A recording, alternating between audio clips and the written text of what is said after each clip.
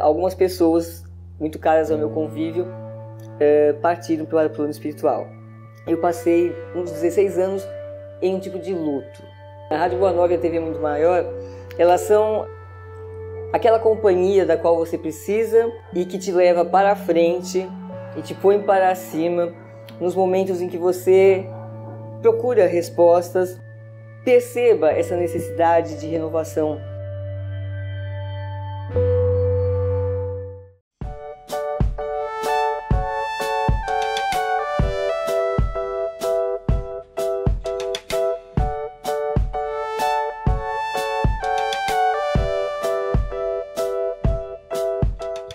Olá, uma vez mais aqui estamos com o programa Mediunidade Hoje, através da TV Mundo Maior.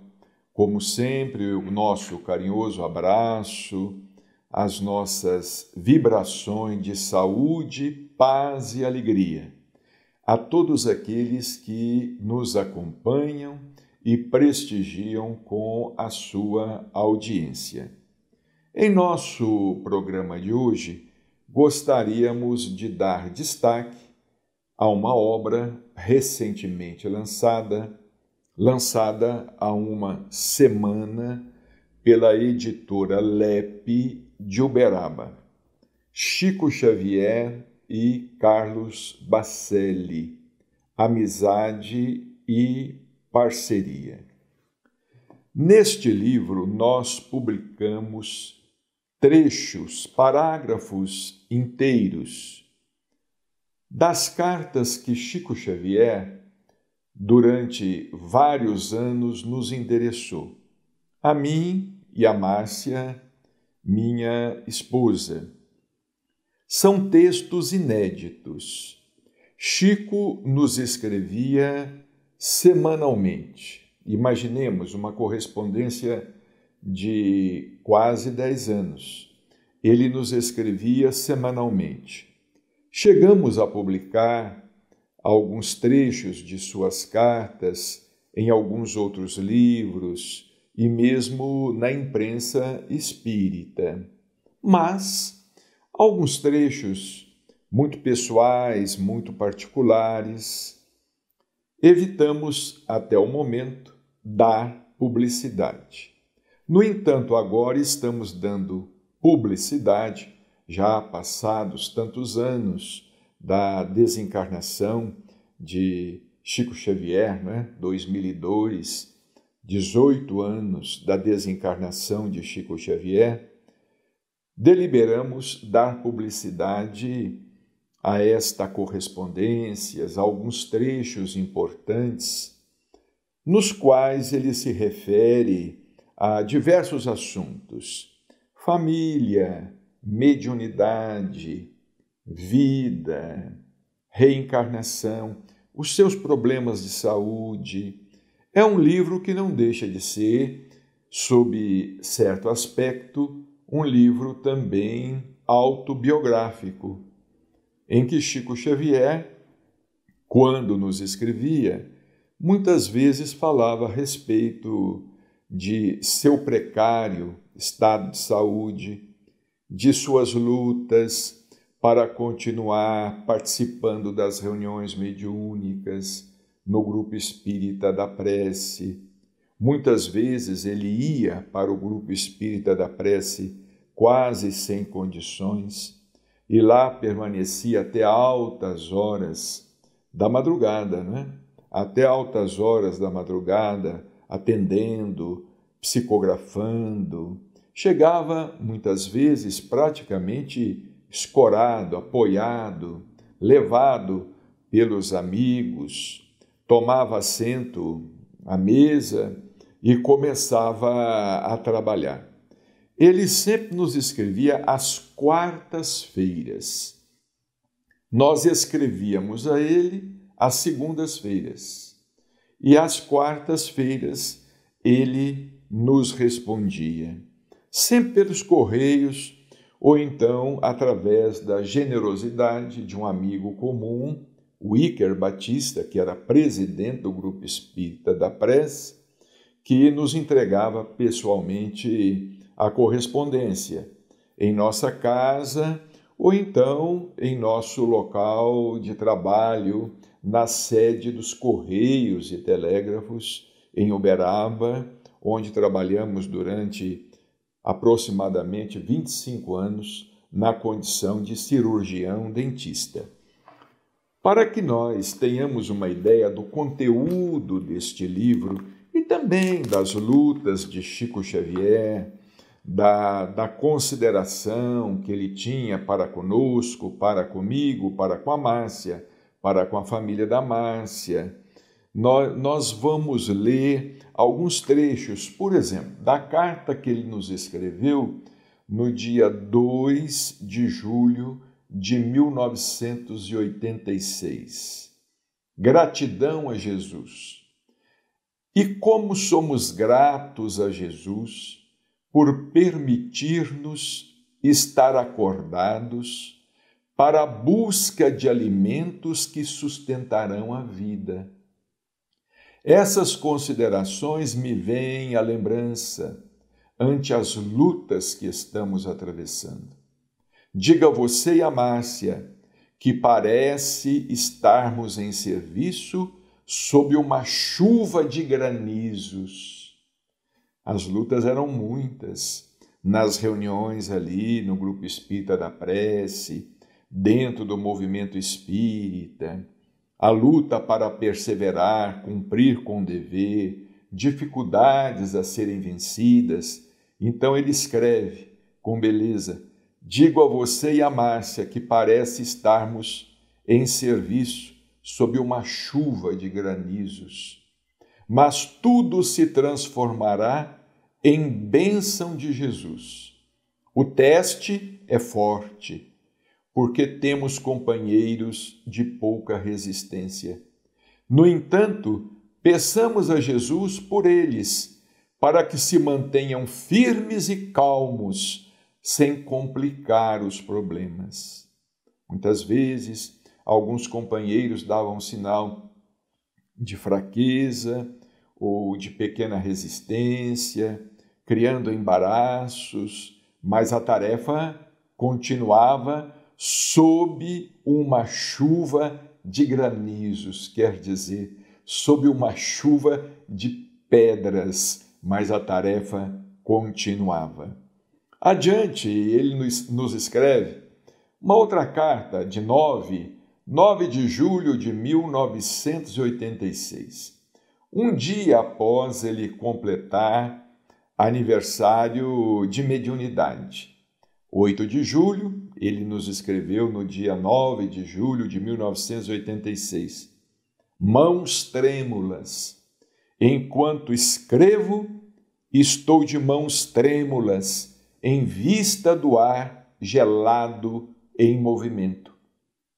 Chico sofria muito, assim, com mais idade, doente, ele sofria muito com o frio. Ele preferia, muitas vezes, o calor. Mas não há de ser nada, segundo a fala popular, e o sol estará firme, assinando o ponto no livro do firmamento. Muita gente diz que Chico não possuía cultura, que Chico não era inteligente, que ele não tinha estilo, que ele tudo devia a Emmanuel, a André Luiz e aos espíritos que escreviam por intermédio dele. Mas aqui nós percebemos, na correspondência, Chico Xavier por ele mesmo, escrevendo com a mesma beleza, com a mesma capacidade intelectual, com a mesma genialidade, com o mesmo estilo. Chico Xavier escrevendo por ele mesmo, palestras do almoço. Às vezes almoçávamos com ele lá na casa do seu Íker e da Dona Zilda. Dona Zilda, esposa do seu Íker. Dona Zilda, aquela senhora que segurava as páginas, os papéis, para que ele psicografasse. Esposa do seu Íker, presidente do Grupo Espírita da Prece, ambos muito nossos amigos. E ele nos disse: muito me reconfortou a sua compreensão do que expus sobre o médium e a mediunidade. Nós havíamos falado durante o almoço a respeito de médium e mediunidade. Nas palestras do almoço, em casa dos nossos caros amigos, Wicker e Dona Zilda. Sobre o assunto, lembro-me de certa mensagem do escritor português Eça de Queiroz, através do médium Fernando de Lacerda, em um dos 4 volumes que ele nos legou com o título do País da Luz. Eça de Queiroz compara o médium ao tipógrafo, que se vale da coleção de tipos, da qual disponha para escrever as páginas do jornal. Então ele nos falava a respeito desta mensagem de Eça de Queiroz. Quanto mais tipos a caixa do tipógrafo apresente, explica o mensageiro, mais recursos terá o tipógrafo para transmitir os editoriais que lhe forem recomendados ou encomendados. Quer dizer, Chico falava a respeito da necessidade de um médium estudar, ampliar os seus conhecimentos, de um médium se esforçar para se fazer instrumento mais dócil, não é? Instrumento mais fiel aos espíritos. E ele prossegue: sempre considerei essa opinião do amigo português de uma lógica inquestionável. O nosso abnegado Emanuel costuma dizer-me, nada se pode fazer de nada. Então ele escreve aqui que Emanuel dizia a ele: Chico, nada se pode fazer de nada. Nós precisamos oferecer alguma coisa aos espíritos, para que os espíritos possam se valer de nós. Por isso, o seu desejo de ler mais livros é mais do que justo. Eu não leio quanto preciso ler, em vista do meu olho esquerdo doente, desde muitos anos, que não me permite muito tempo de fixação na leitura. Mas quando ele apresenta melhoras, procuro algo de bom para ler e aprender. Então Chico dizia, na época ele nos dizia, sim, você precisa ler, é muito justo. O seu desejo de ler, de conhecer, o seu desejo de assimilar ensinamentos. E ele falava, eu não leio quanto eu preciso ler. Imaginemos, né? Chico falando assim, eu não leio quanto eu preciso ler, porque ele falava que o olho esquerdo dele, doente desde 1930, né? Desde os idos de 1930, não permitia a ele fixar muito tempo de fixação na leitura. Ele sempre se valeu de um óculos, lentes muito grossas, porque ele pouco enxergava, ou quase nada enxergava daquele olho esquerdo, não é? Em seguida, aqui, ele nos conta a história do que aconteceu com ele numa noite de 1931. Nesta mesma carta, ele nos conta a história do que aconteceu com ele numa noite de 1931. E alguns já conhecem essa história, mas outros não conhecem. Então, nós consideramos de bom alvitre ler o testemunho do próprio Chico aqui, nesta carta, 9 de julho de 1986. E nós queremos esclarecer aos nossos amigos, a todos aqueles que estão nos acompanhando, que nós temos a documentação, ou seja, temos as cartas nos originais à disposição de todos aqueles que quiserem, porventura, conferir a veracidade dessas informações. As cartas, felizmente, estão todas em nosso poder e todas elas catalogadas, todas elas escritas e assinadas por Chico Xavier. Numa noite de 1931, Ele nos conta: mas imagine, esse meu olho esquerdo adoeceu numa noite de 1931, quando eu estava recebendo as poesias do Parnaso de Além-Túmulo.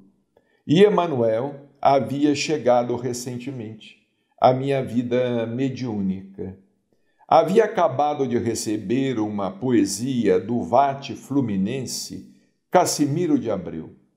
Os ponteiros do relógio mostravam um pouco mais de alguns minutos, uns 10 a 12 minutos mais ou menos, para as 2 horas da madrugada. Quer dizer, ele estava trabalhando de madrugada, né?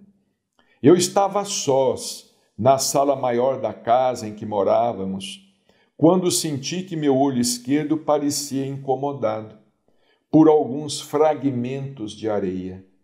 Esfreguei-o numa tentativa de me libertar da possível areia que me preocupava, mas a coceira no olho continuou. Experimentei fixar a luz elétrica com o meu olho direito e a visão estava perfeita. Mas quando fechei o olho direito e procurei fitar a luz elétrica com o olho esquerdo, não mais vi a lâmpada acesa, e sim um foco difuso, parecendo que o órgão fora colhido por uma neblina grossa. Quer dizer, o problema se apresentou de repente, de uma hora para outra. Fiquei assustado e me entreguei à oração. Nesse tempo, o Dr. Bezerra de Menezes já me prestava a caridade de abençoada assistência. Ele me apareceu, tateou o olho e me disse: o olho amoleceu em vista de causas que não podemos saber agora. Prepare-se para ir ao tratamento em Belo Horizonte. Belo Horizonte era um centro avançado no setor da oftalmologia. Então, Dr. Bezerra disse a ele: prepare-se para ir ao tratamento em Belo Horizonte, para que a sua família não diga que você ficou sem tratamento por nossa causa. Daí a 2 dias, um amigo me levou a Belo Horizonte e o oculista confirmou a palavra do Dr. Bezerra. O olho amoleceu. Isso é um tipo de catarata obscura e inoperável. Quer dizer, não tinha recurso. Para dar fim ao caso, pergunto a você e a Márcia, conforme a indagação que faço desde alguns anos a mim mesmo: não seria aquilo tudo o resultado de uma agressão de falanges das trevas, procurando impor-me a cegueira para que a tarefa do livro espírita cristão não permanecesse em minhas mãos? Vamos repetir a pergunta que ele nos endereçou. Não seria aquilo tudo o resultado de uma agressão de falange das trevas, procurando impor-me a cegueira, para que a tarefa do livro espírita cristão não permanecesse em minhas mãos? Deixo a pergunta no ar para meditarmos.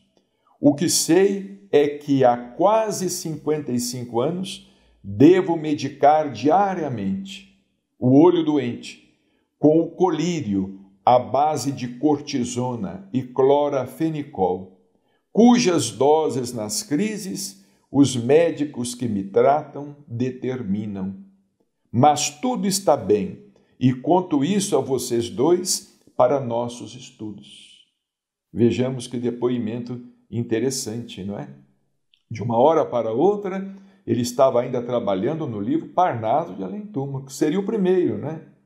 E ele pergunta aqui: será que não foi uma artimanha dos espíritos ou das falanges das trevas? Pode ser. Todos nós aqui na Terra estamos sujeitos. Claro, Chico sempre contou com muita proteção, mas nós não escapamos. Aqui na Terra nós pagamos determinado preço, determinado tributo, porque nós vivemos em um mundo de provas e expiações. Nós convivemos, não é? Quando nós não somos, às vezes a treva é a gente, não é? Mas a gente convive com a treva, encarnada e desencarnada. não é? Não vamos imaginar a ação das trevas apenas do mundo espiritual para a terra, não é? Nós percebemos aí a ação das trevas no cotidiano, não é? Entre nós, de encarnado para encarnado. Às vezes, através de uma agressão, através de uma violência, através de um assassinato, de um crime, de um roubo, de um furto, de uma calúnia, de qualquer coisa que possa objetivar, nos atrapalhar em nossa trajetória, não é? Mais adiante, o Chico fala aqui a respeito do livro do abacateiro. Foi o primeiro livro que nós publicamos a respeito das tarefas de Chico Xavier. Um livro muito conhecido, Chico Xavier, A Sombra do Abacateiro. Aliás, é o único livro dentro daquela, vamos dizer, especialidade, não é? Narrando aquelas reuniões, aquelas inesquecíveis reuniões ao ar livre que Chico realizava na periferia da cidade de Uberaba. E aqui ele nos fala sobre o livro do abacateiro. Ele nos escreveu no dia 23 de setembro de 1986. Quando o nosso amigo Orlando era o presidente lá do Ideal, que editou o livro, me confiou o livro por alguns minutos, li 2 de suas belas crônicas e fiquei encantado. Você conseguiu reger o trabalho dentro de uma dinâmica nova. Sente-se ali o culto do Evangelho no movimento vivo, de que todos os presentes compartilham, criando-se um clima de atenção e interesse imediatos em torno dos ensinamentos de Jesus interpretados por Allan Kardec.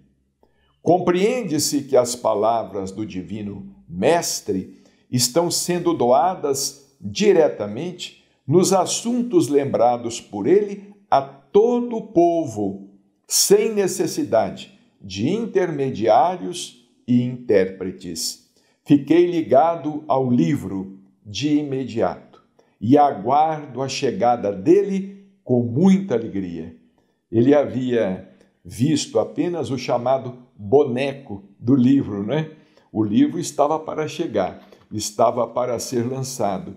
E ele nos falava aqui da boa impressão, né, que o livro havia causado nele. Mais adiante, numa carta do dia 10 de dezembro do mesmo ano, não posso me queixar, ele fala sobre o seu estado de saúde.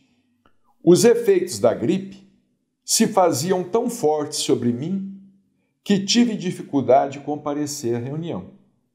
Como nós falamos no início, ele às vezes tinha muita dificuldade para ir à reunião. Às vezes estava até com pneumonia, uma pneumonia iniciante, mas ele comparecia medicado, ele comparecia à reunião. Entretanto, nos foi possível conversar por alguns minutos e o diálogo me fez grande bem. Ele dizia que às vezes chegava mal para a reunião, passando mal, e depois ele melhorava, voltava bem para a sua casa. A hora adiantada em que nossas tarefas terminaram não me pesou sobre o estado geral, mas a febre até hoje ainda continua, embora amainada pelos medicamentos. De qualquer modo, não posso me queixar. E estou pedindo aos amigos espirituais me auxiliem a superar as responsabilidades dos próximos dias. Então ele não se queixava. Ele às vezes falava da sua condição de saúde, mas sem se queixar. E sempre com otimismo, pedindo aos amigos espirituais que dessem a ele força para que ele continuasse cumprindo com os seus deveres. Aí está o livro. Amizade e parceria, 200 páginas de tantos depoimentos importantes. Muita paz e até o nosso próximo encontro.